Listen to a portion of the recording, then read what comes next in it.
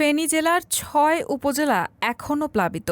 পানিবন্দী হয়ে লাখ লাখ মানুষ দুর্ভোগ পোহাচ্ছে। সুপেয় পানির সংকট তীব্র হচ্ছে।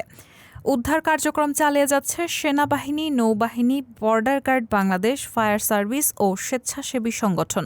শুক্রবার ফেনীর স্থানীয় বাসিন্দা সূত্র এবং ফায়ার সার্ভিস ও সিভিল ডিফেন্স স্বেচ্ছাসেবী সংগঠনদের প্রতিনিধি থেকে জানা যায়, ছাগলনাইয়া উপজেলার ১০ নম্বর ঘোপাল ইউনিয়নের ৯ নম্বর ওয়ার্ডের নিজকঞ্জুরা গ্রামে ঢাকা-চট্টগ্রাম মহাসড়কে বন্যার পানিতে চট্টগ্রাম থেকে সিলেটগামী একটি বাস আটকা পড়েছে। বাসটিতে ৫০ জনের মতো যাত্রী আছেন। গত বুধবার বাসটি চট্টগ্রাম থেকে ছেড়ে এসেছিল। উজানে ভারতের ত্রিপুরা থেকে নেমে আসা ঢল ও গত কয়েকদিনের প্রবল বৃষ্টিতে ছাগলনাইয়া, ফুলগাছি ও পরশুরাম এই ৩ উপজেলার পুরোটাই বন্যা কবলিত। জেলা প্রশাসন সূত্র বলছে, সদর ও দাগনভূঞা উপজেলার ৮০% এলাকার মানুষ পানিবন্দী হয়ে পড়েছে। সোনাগাজী উপজেলার সব ইউনিয়নে বন্যার পানি ঢুকেছে। প্রায় ৩.৫ লাখ মানুষ দুর্ভোগে আছেন। এছাড়া বিভিন্ন গ্রামে প্রায় ১ লাখ মানুষ এখনও পানিবন্দী অবস্থায় আছেন।